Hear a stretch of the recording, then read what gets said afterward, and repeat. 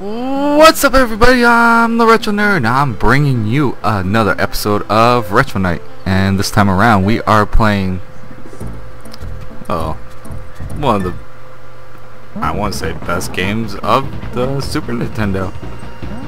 Besides some other ones, but this is, at least gotta be in everybody's top 10 that they played, that they loved.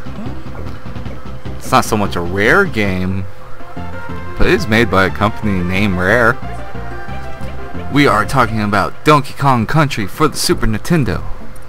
Now, you all know I am playing the newer versions of Donkey Kong Country for the Wii, so let's see how this one stacks up with the old school one. Well, so far, between the two games, of course, the Wii one has better graphics, but this was like top-notch graphics at the time. You know, Rare came up with the whole thing of taking 3D models and rendering them on a 2D onto a 2D plane, so they're like pre-rendered models. So Rare came up with a really cool thing. But you know what sucks is we're never gonna get a Donkey Kong game made by Rare again because, well, Microsoft owns them, so that kind of sucks. But it's kind of cool what Rare is doing with the Rare Replay for the Xbox One, where you can play like Battletoads and pretty much every Rare game made except for the Donkey Kong games, because that's owned by Nintendo, and Microsoft and Nintendo don't like each other, so there you go. But it is very cool what they're doing to let, you know, younger generations experience games like, you know, Battletoads and Jet Force Gemini and Perfect Dark, and no young kids should, you know, play Conker's Bad Fur Day, but I know they are, so it's gonna happen. It's gonna happen. That's what's gonna happen. But let's start talking about a little bit more about Donkey Kong Country. Now, I owned this game when I was a kid. I played the holy hell out of it. I mean, it was so much fun. And me playing it, you know, for this video, which was me playing it about maybe 5 minutes ago, I got so frustrated that I was actually contemplating that. It's like, should I have played this drunk, because I'm doing so terrible at the minecart thing, as a lot of people do, except for like speedrunners. Oh my god, they just like go through it like instantly. They use like fucking glitches to get you through there. But for us normal folks that aren't speedrunners, we're just like, oh fuck, it's the minecart stage. Why the fuck do I have to do this one? And another stage too that I eventually get to, the stop and go station. Fuck those two levels. Those two fucking levels are fucking hard as shit. God, this one right here pissed me off a lot. This one did. And then fucking excuse me. And then the stop and go station, that one pissed me off too, because like I feel like no matter how hard I push the jump button and how hard I push fucking the right button at the same fucking time, no matter how hard I do it, it just always seems like they like shorten their jumps. It's like, really, you know, it's like, come on, get over there. You're like just holding down the button really hard. You're like, jump over the minecart or jump over the pit, and it just seems like, nope, you're falling in the pit, you're dead, you fucked up. It's like, so frustrating with this game. But nonetheless, it's still good. The music, the sounds, the graphics, you know, it was just like, oh, you know that scene in Pulp Fiction where, you know, John Travolta opens up the briefcase and all you see is nothing but shining gold. It's pretty much what happens when you know, open up the box for fucking Donkey Kong Country for the first time, and it's just like, oh, shining in your face, this gold. For me, I guess it's every time I open up my Nintendo traveling case for your games. Yeah, I have a Nintendo traveling case. Pretty much you just put your games in it. It holds about like maybe 20 games, but I have all my Super Nintendos and my N64 games in there. my NES games are stacked up, so the labels are pointing out so I can read the labels, and pretty much on a shelf. That way I had a little bit more room for like the Super Nintendo games that I got in, and also I know it's blasphemy, but my Sega games are in there too. It's only because I have 3, and I could just lay them on top of the game of the Super Nintendo and the N64 games. Yeah, so I gotta put them somewhere. I just don't want the Sega games getting dust in them or anything. I mean, yeah, it's easy to clean out, but I just don't want to have to deal with that when I want to play them eventually for the show and stuff like that, or just play them in my free time. Because I have noticed since I just barely started this new upload schedule, which is Sundays I upload, Mondays I'll upload, Tuesdays I'll upload, Wednesdays I'll take a day off, and then Thursdays I'll upload, and then Friday and Saturday are days off as well.